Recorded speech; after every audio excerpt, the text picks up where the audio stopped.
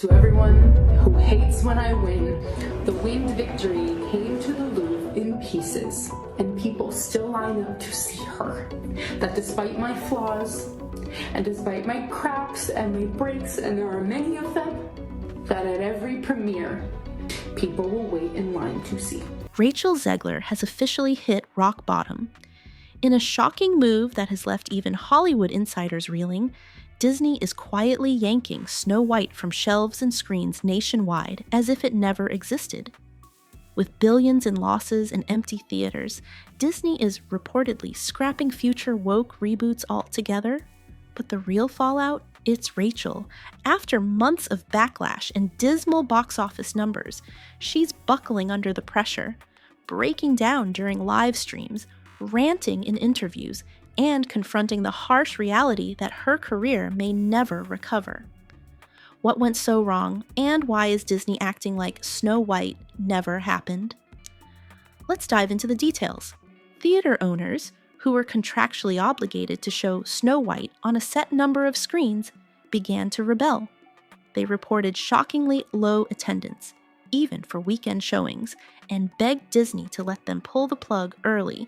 In many cases, they didn't wait for permission. They swapped it out for anything else they could screen. Okie dokie.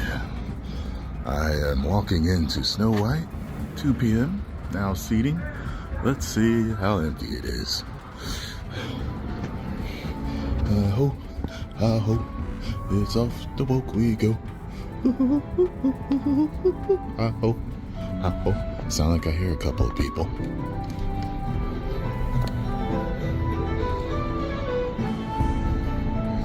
One, two. Okay. 2.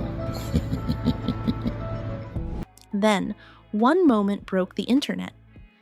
A fan posted a video from inside a Snow White screening, and the camera panned across the theater.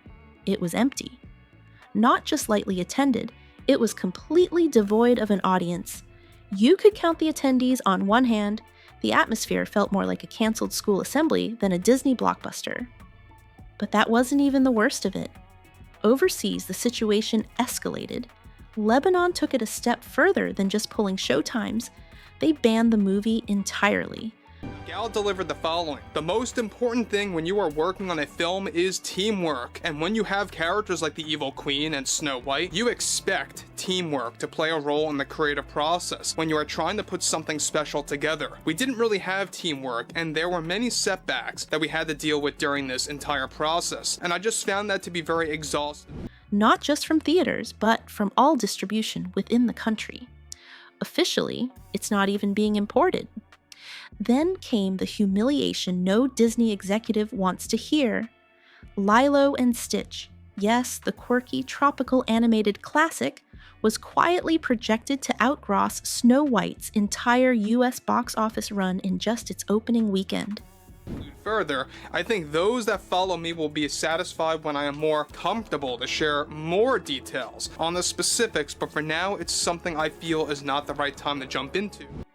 This wasn't an Avengers movie or a Pixar juggernaut, it was Lilo, with a space dog. And it still crushed Snow White like it was nothing.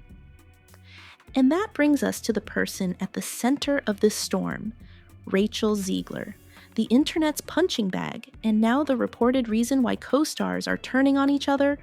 Projects are getting canceled. One of those things that I think everyone's going to have their assumptions about what it's actually going to be, but it's really not about the love story at all, which is really, really wonderful. And whether or not she finds love along the way is anybody's guess until 2024. All of Andrew's scenes could get cut. Who knows? It's Hollywood, baby.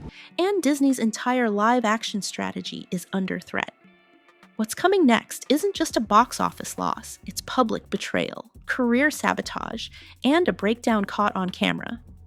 As Snow White fell apart publicly, behind-the-scenes fractures began to leak, and what emerged only worsened Rachel Zegler's situation. To everyone who hates when I win, the winged victory came to the Louvre in pieces, and people still line up to see her. And I can only hope that despite my flaws, and despite my cracks and my breaks, and there are many of them, that at every premiere and everything I do, people will wait in line to see.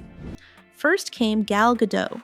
In an interview, Gal didn't throw Rachel under the bus directly, but she certainly didn't defend her either.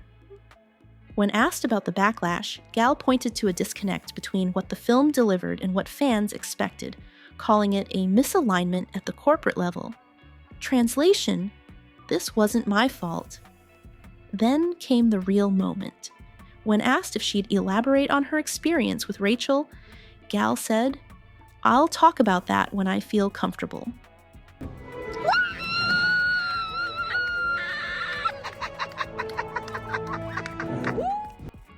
One sentence, and suddenly there were 10,000 rumors.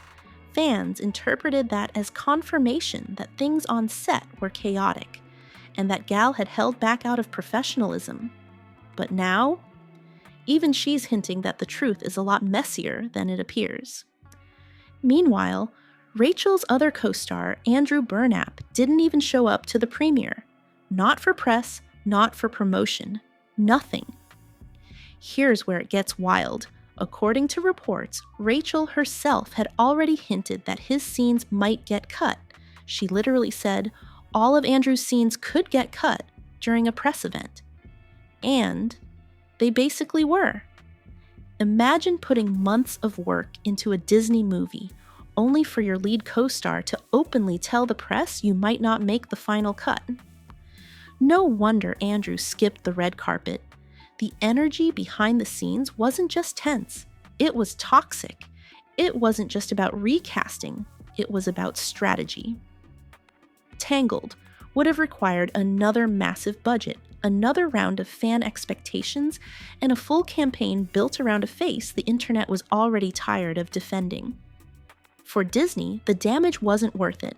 Such a decision doesn't happen unless you believe your lead is part of the problem. What we're witnessing now isn't just a failed movie, it's a full industry rejection.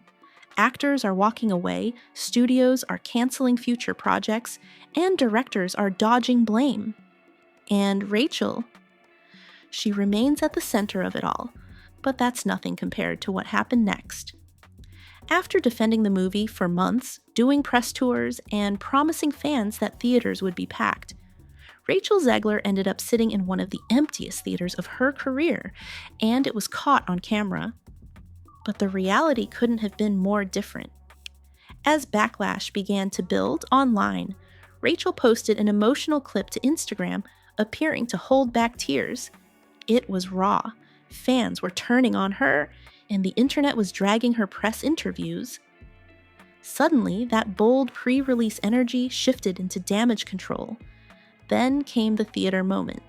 Rachel showed up to a screening of her own movie, flowers in hand, smiling, posting as if it were a celebration.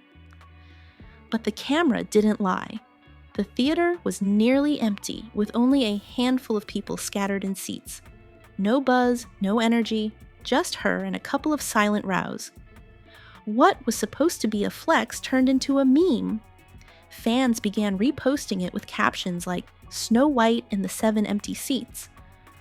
Others joked that she brought flowers to a funeral or that it looked like she was holding a press tour for a ghost town. Then came the numbers.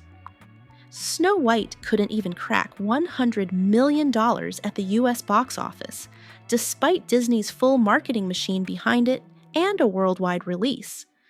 Suddenly, Disney's most expensive princess reboot looked like a parody of itself. According to industry insiders, Hollywood took notice.